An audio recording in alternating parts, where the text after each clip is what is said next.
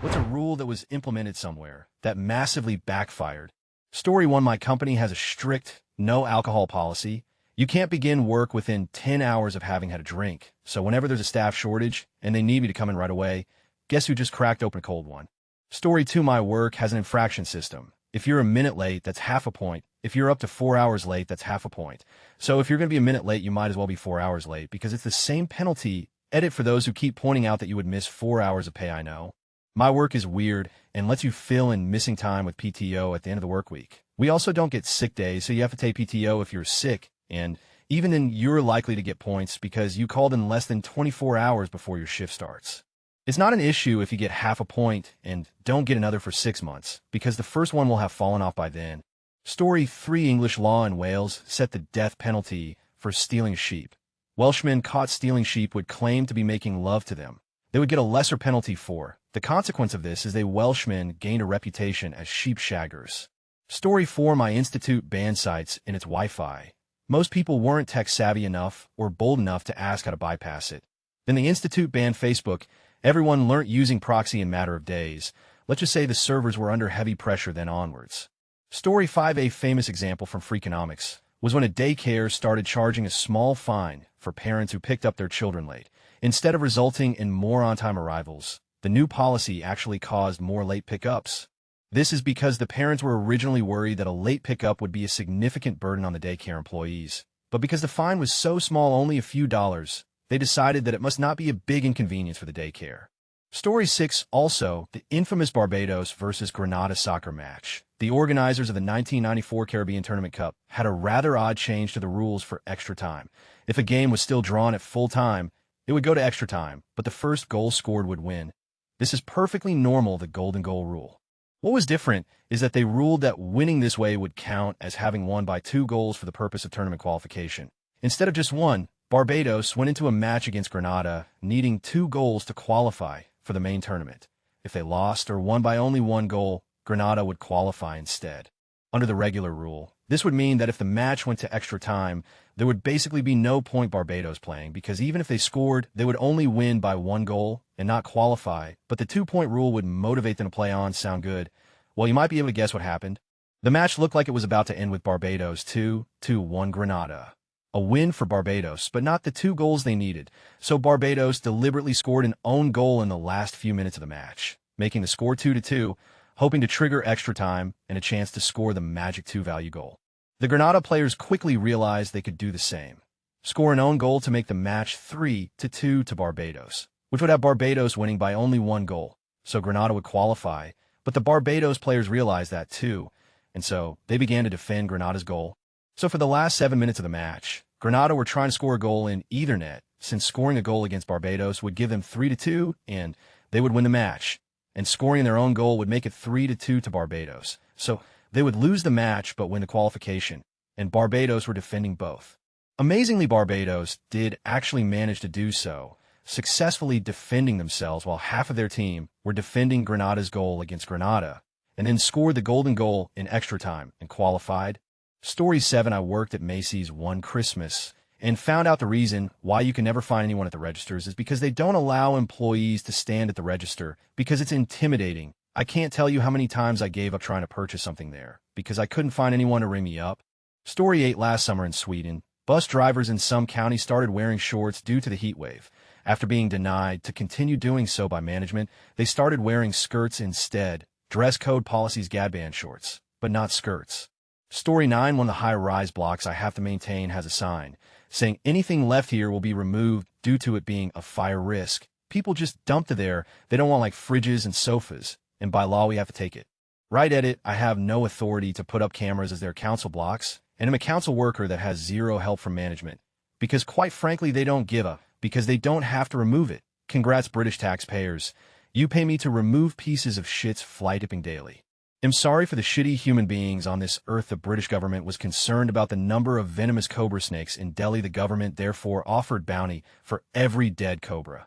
Initially, this was a successful strategy as large numbers of snakes were killed for the reward. Eventually, however, enterprising people began to breed cobras for the income. When the government became aware of this, the reward program was scrapped, causing the cobra breeders to set the now worthless snakes free. As a result, the wild cobra population further increased. The apparent solution for the problem made the situation even worse. Edit: apparently someone else already posted this. My bad for not checking the thread.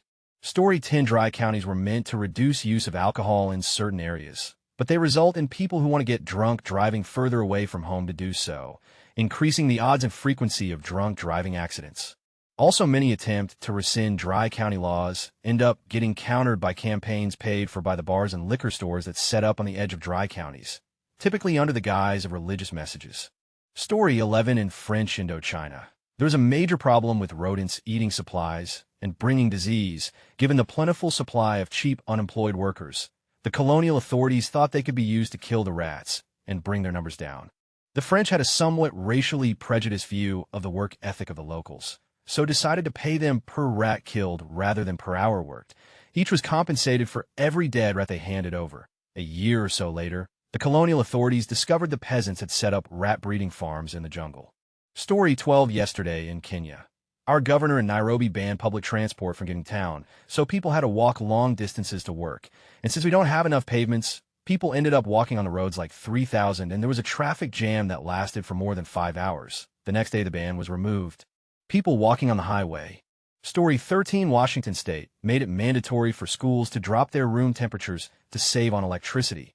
The result, teachers brought their own heaters into their offices and use of electricity increased. Story 14, not sure if it is still the case as I graduated many years ago, but where I went to college, the hospitals had a thing where someone came in with alcohol poisoning and they were underage, then they'd also call the cops. So of course what happened was when underage kids really should have gone to the hospital, their friends wouldn't call an ambulance because of fear the cops would punish people. Luckily, while I was there weren't many deaths due to alcohol poisoning, but there were more than zero. Edit: for clarity, I wasn't saying the people calling would get punished by the cops. I was saying the person with alcohol poisoning would be punished, but people still didn't want to call for fear that their friend may get in legal trouble. Story 15, I work somewhere with a clean desk policy on Friday afternoons. The common way around this was that everyone would just sweep all their paperwork into an envelope, stick it in the internal mail, and then it would arrive back on your desk on Monday morning. Story 16, at one point in history, the president of Paraguay tried to eliminate racism by making it illegal to marry someone within your own ethnic group.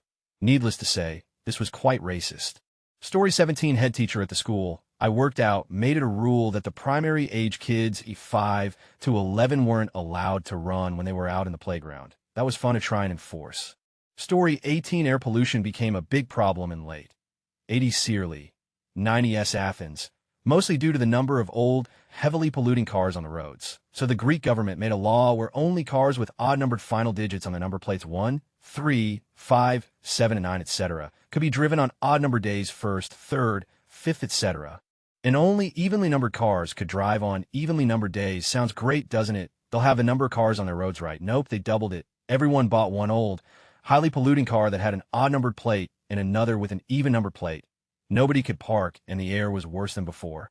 Story 19, middle school wanted to create a trash-free environment. So they removed the trash cans from the parking lots, halls, and cafeteria, then just told the kids to toss your trash when you get home, or in a classroom the amount of litter skyrocketed overnight. After a week or so they brought back the cans. Story 20, a hotel I used to work for decided they were having an alcohol-free holiday party. This didn't sit well with the people who had been working there for years and were accustomed to a full bar at the party. The staff parking lot ended up being full of people drinking in their cars, trying to get a good buzz to carry them through the party, and most people ended up getting way drunker than they would have. So the party was a show. Story 21, the previous school I worked at decided that all shirts needed to have the school name or emblem, which was a fancy letter E on them, to be dress code appropriate. That's all the handbook said. No clarification on how the name or emblem was designed or the color, or if it had to be permanently affixed to the clothing. The students hated the policy, and being in high school, looked for any loophole possible. They found one due to the lack of clarity of the handbook policy. The kids would make paper ES and pin them to their shirts, thus they could wear whatever they wanted, and by pinning the E to the shirt, were still dress code compliant. I thought it was pretty genius. The administration did not. Story 22, being banned on Tumblr. Edit: thanks Tumblr for the free internet points work for a warehouse 4 days a week, 11 a.m. to 9:30 p.m. Monday to Thursday. They reiterated many times during the interview process that overtime was optional. My first day, my supervisor told me that overtime is indeed optional, But if you don't stay for overtime, then everybody else has to stay even later. So if you do leave on time, don't come back or whatever. I didn't mind the extra hours too much, although a 5-hour shift is already long. But the bonus was that we could go early if all the orders were done. As you can imagine, the good workers busted there from start to finish, cutting as many corners, good and bad ones, as they could in order to get out early. Normally, this ended up with us being able to leave around 15 minutes early, or on a really good day where the stars aligned where everybody showed up, we could leave as early as 7:30 or 8. However, leaving that early only happened once or twice a year at most. Overtime was every week. Every single Monday, we would work until 2 a.m. 11 a.m. to 2 a.m. isn't ideal when you have no idea when you're off. Around 7 p.m., we'd start to get an idea if we're in for another hour or another 6. One of the genius new hires mentioned to the boss in the office how he was hoping to get out by 6. Oh, good. Apparently the boss was thinking us leaving early was a common occurrence now and decided that nobody was going to be leaving early anymore, sweep or dust or whatever. But nobody leaves until 9:30. All of a sudden, we were late every single day without fail. Why? We were working our asses off to get out early, but failing every day and ending up on time or still late. By taking away our ability to leave early, everybody gave up working hard. Slow down. We got another hour left anyways. I'm not sweeping. Went from about 45 hours a week to 55, 13 hours every day. Nobody ever left early anymore. But nobody left on time either. Losses for everybody involved because the boss didn't realize that us leaving early for 2 days out of a year actually gave us the daily motivation to work our asses off the other 360. TLDR boss put a stop to leaving early. No incentive to work our asses off anymore means paying overtime every day. Story 23, Catholic school. This school started out not having a problem with Harry Potter. Library had every available book at the time. Not all were even written yet. Some paranoid parent cried Satanism and witchcraft, so the school banned Harry Potter. Suddenly Harry Potter books are an underground commodity. The school had a black market trade for new and used Harry Potter books, and things only got worse when expulsion was threatened for being caught with one. A new Harry Potter book was worth its weight in gold. Finally, the school had to go all the way to the bishop about the Harry Potter books, and he said, nah, the books don't really teach Satanism. What's all this about a black market book trade? So the school lifted the ban and told the parents to cool it. Story 24, I worked at a contract agency that works with Child Protective Services. CPS policy is to never tell the parent who called CPS on them. But my agency's policy was to always inform the primary caretaker if one of our social workers called it in. Obviously, this irrevocably destroyed our rapport with our clients. Imagine telling a parent you called CPS on them only to knock on their door the next week to listen to their concerns. The agency made an asshat out of us, and all potential for case progression was out the door. Stupid ass rule, if you ask me. Story 25, a salon I worked at one day decided to drug test the hairstylists. Out of 12 stylists, 11 failed. The manager texted everybody the next day and told them to come to work. Story 26, when I worked for immigration, some bright spark decided that we weren't going to remove people who had been caught smuggling drugs from certain countries. They believed it was too risky to deport people who had failed to complete their jobs back to pissed off gangs. News traveled quickly, and within a few weeks, there was a huge spike in smuggling. People were smuggling drugs and immediately handing themselves over to authorities to guarantee that they wouldn't get deported. In addition, dealers found it much easier to convince people to attempt to smuggle drugs because it was a win-win for all parties. The whole idea was scrapped pretty quickly. Story 27, when Domino's said all pizzas would be delivered in 30 minutes or less, or your pizza was free, all the delivery drivers kept getting in car accidents to get your pizza to you on time, so it wouldn't come out of their paycheck. It was a short-lived venture. Story 28, no cards game at school. When I was in elementary middle school, Magic the Gathering and the Pokemon card game were pretty popular. Almost all of the guys played and would get together after lunch to play before classes started again. Here's where it's important for me to mention that this was a Christian school. It probably didn't take long for a teacher, administrator, or helicopter parent to wonder what all the fuss was about. Sure enough, one of them probably got a hold of an MTG card, saw art depicting a demon, and decided that this had to be the work of Satan to warp our young minds. Almost overnight, all trading card games were banned from school. Any cards would be confiscated until the end of the school year. Well, you now have several dozen prepubescent boys with about 30 minutes of free time and nothing to do. So we did ran around, pushed each other, went places we weren't supposed to, just overall got into mischief. All this time, they had a free babysitter that was keeping us all engaged, quiet, civil, all while reinforcing quick math skills and teaching multi-level problem solving. The next year, we got a new administrator, and card games were allowed at school again. Story 29, not exactly a rule, but just last week my job thought it was a good idea to take away our electric cart pusher machine BC. They felt that we didn't need it. The very next day, the place was absolutely packed, and we couldn't get carts in fast enough. Story 30, my company had an injury in a facility in a different country, no less, that resulted in lost time. The guy was hammering on an adjustable wrench because the nut was too tight. Instead, on banning stupidity, they decided to ban adjustable wrenches in every facility. All fine and dandy, except we don't have wrenches at our machines because everyone just uses an adjustable wrench. About 3 weeks into buying thousands of wrenches, they decided adjustable wrenches were safe again and stopped buying us regular wrenches. Story 31, in an attempt to discourage surfing during work hours in 50s Australia, the government brought into effect a law which stated that any man surfing before 5 p.m. would have to do so in a dress. This prompted more people than would usually be surfing during the daytime to don their wives' dresses and head down to the beach and surf for the couple of weeks the law existed. Edit can't use a timestamp on my phone, but from 23 m, 25 m is when this situation is brought up. As some people have pointed, this was only a local law, not a national one. Apologies for misremembering some fact. I haven't watched that documentary in a few years. Story 32, I worked at a call center, and whenever someone called customer retention to cancel their service, you would lose a point if you could not talk them out of it. The people with the least points lost got more hours. So whenever people called with a legit excuse like, I am moving, the phone agents would hassle the caller to try and make them stay, or give them the runaround, so they would get frustrated and just give up. Once I was on the phone with a lady, and she wanted to cancel her service. I asked her why, and she said it was for my mother and she has died. I gave her absolutely no pressure to stay or change her mind. She sounded like she was having a hard enough time as it is. After the call ended, I got a message from a supervisor that had been listening to my call. They randomly listen to our calls from time to time, and he wanted to know why I did not try and get her to stay with them. I said the service was not for her. It was for her mother, and she died. His response was the most heartless thing I have ever heard. You should have made her send us proof of death. That can take over a month to do, and that's another bill for us. Or try to convince her to keep the service in memory of her mother. It's all about delaying the customer until after their next bill after my shift was over. I gave them my 2 weeks notice. And as a final move, they changed my schedule to daytime. Monday 6 p.m. to 2 a.m. Tuesday. 6 a.m. to 2 p.m. Wednesday 6 p.m. to 2 a.m. Thursday 6 a.m. to 2 p.m. Friday 6 p.m. to 2 a.m. Saturday 6 a.m. to 2 p.m. for both weeks. I told my boss I had made a mistake, took back my letter saying I would still come in for the next 2 weeks, and left and never came back. Edit 1. Their system actually requires no proof or actual reason to stop a customer service. It even says in their contract that they can stop service at any time.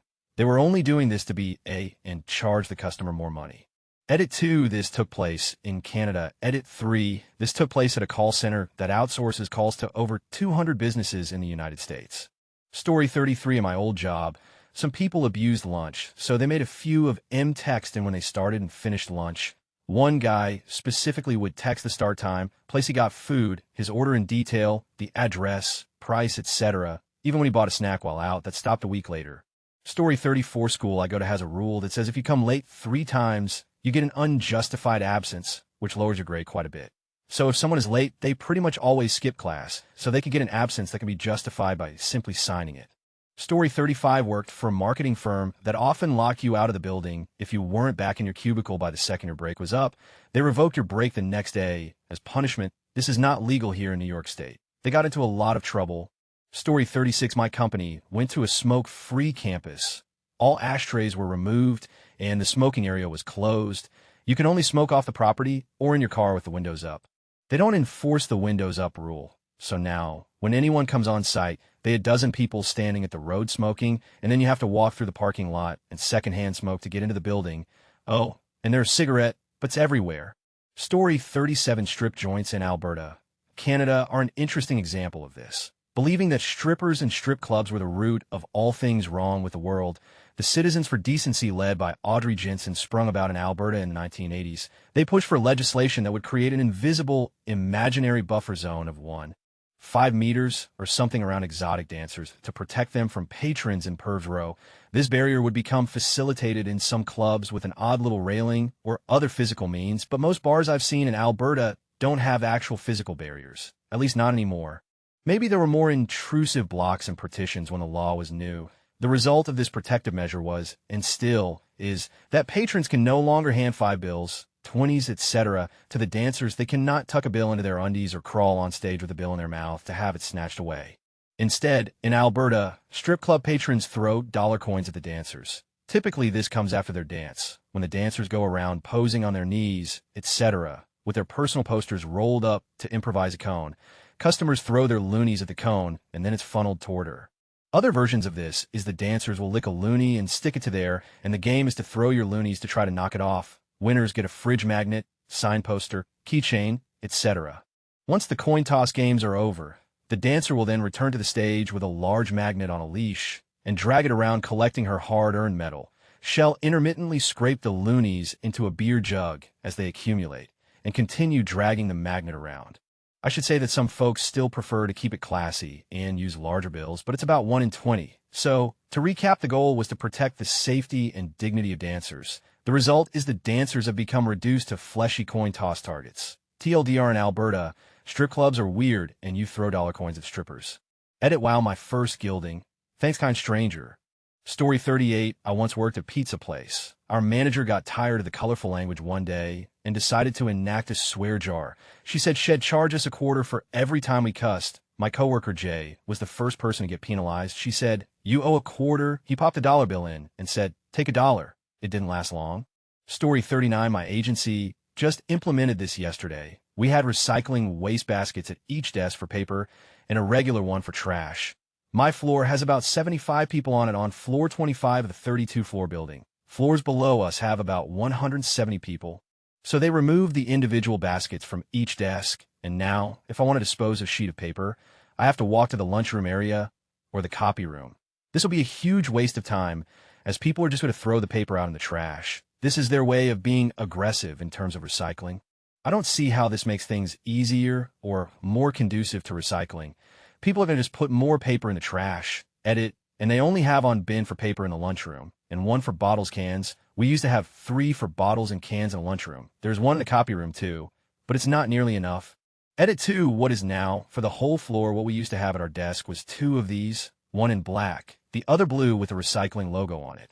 Story 40, Brazil in the 1980s, I think, had a massive debt problem, which they tried to solve by simply printing a bunch more money. Any economist worth their salt would have told Brazil that would cause massive inflation, and that's exactly what happened.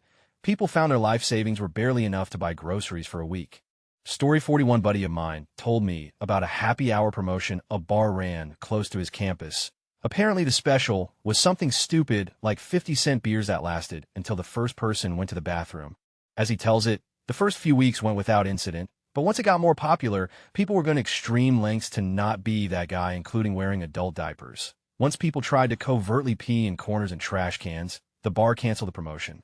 Story 42 had a new manager. Her first gig as the boss. One night, we ran out of wine at the bar, and it takes a while to restock. So someone was missing from the bar staff for almost an hour. Because I was bar manager, she ripped me a new one and said the bar must be fully stocked as soon as I begin my shift.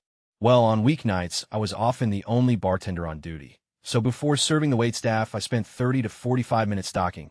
She was livid, and she was too stupid to realize it makes far more sense to have the day shift do it in advance. The other manager said she got even more mad because she had absolutely no basis to reprimand me for not serving the waitstaff. Didn't last too long there, thank the gods. The beach club I worked as a cabana boy had decided one summer to buy 40,000 worth of club umbrellas. The old system was that you as a cabana boy had 30 to 60 families who you took care of in exchange for tips. One of your responsibilities was to carry whatever heavy beach equipment. They bought Tommy Bahama chairs and umbrellas from the cabana to the ocean and set it up, and then carry it back up to the cabana at the end of the day. If you left chairs or umbrellas on the beach, the club supervisors would charge you $1 per item because they would have to carry it to avoid the stuff from getting washed away, broken, or stolen by locals. It was a pretty fair and workable system. The new system was that members still had their own chairs, but would request a number of umbrellas from the cabana boy. Obviously, they requested way more than they would ever need or buy themselves, and the club umbrellas were extra heavy and exhausting to set up. We complained to management about this and a lot of other stuff, but they basically just said you to us. Well, that didn't exactly inspire us to do them any favors, considering most of our pay came from members.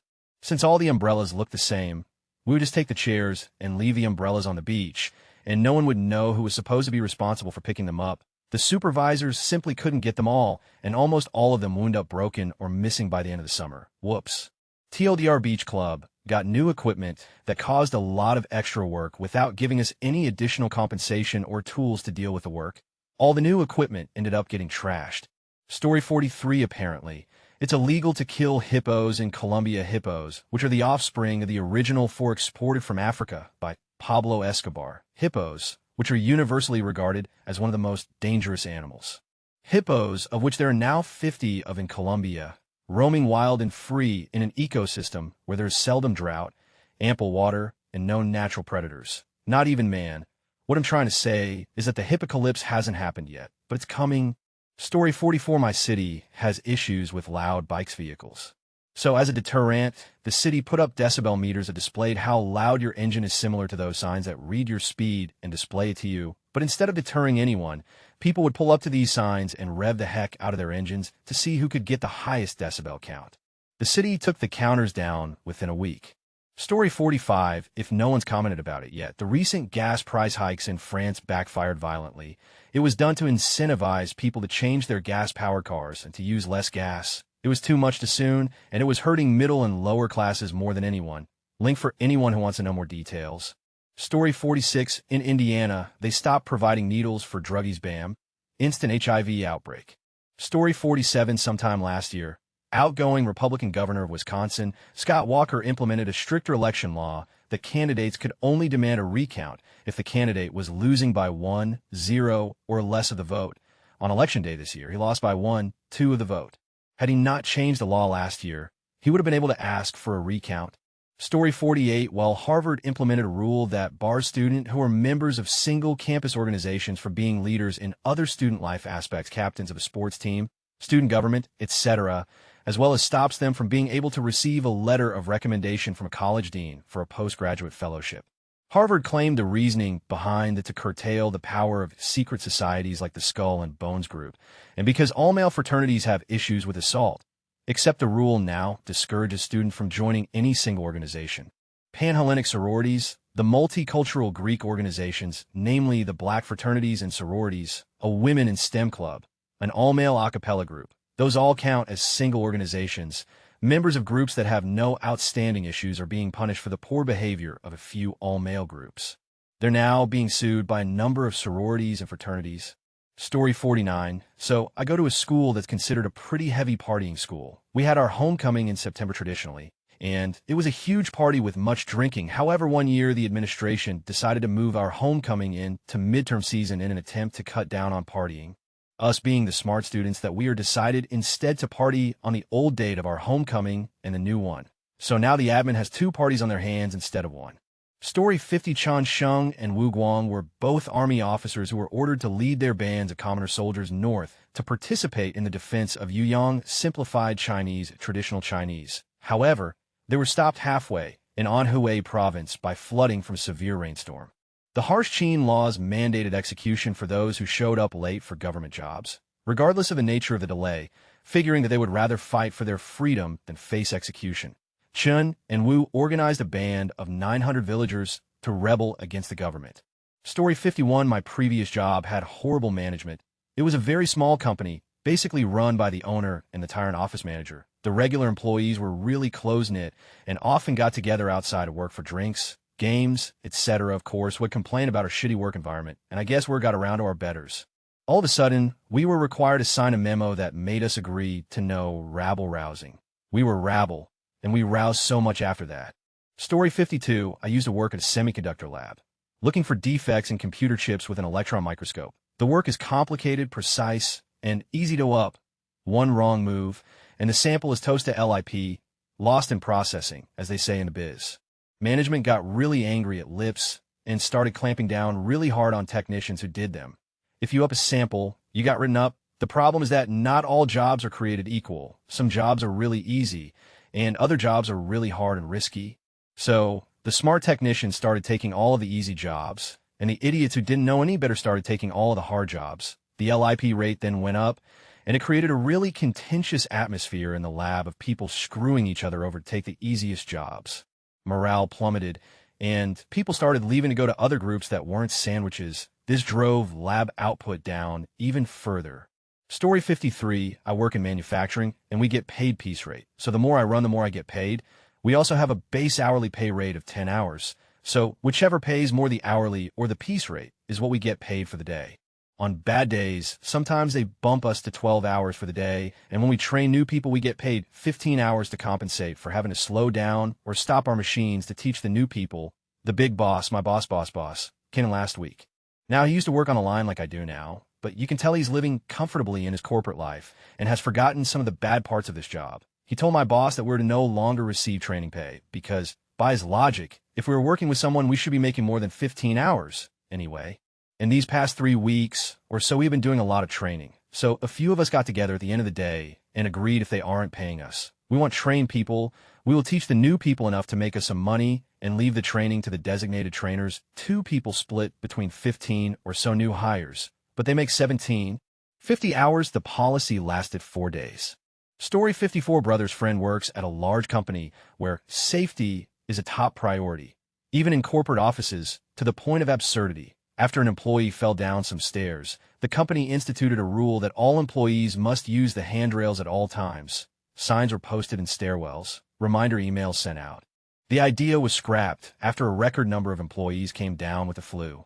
Story 55, it was a temporary rule, but it still makes me laugh. One time, both of our chemistry analyzers went down during the day shift in a level 1 trauma center. We could still run a few electrolytes and blood gases, but that's all. So we asked the house supervisor to send a message out to all the providers explaining the situation.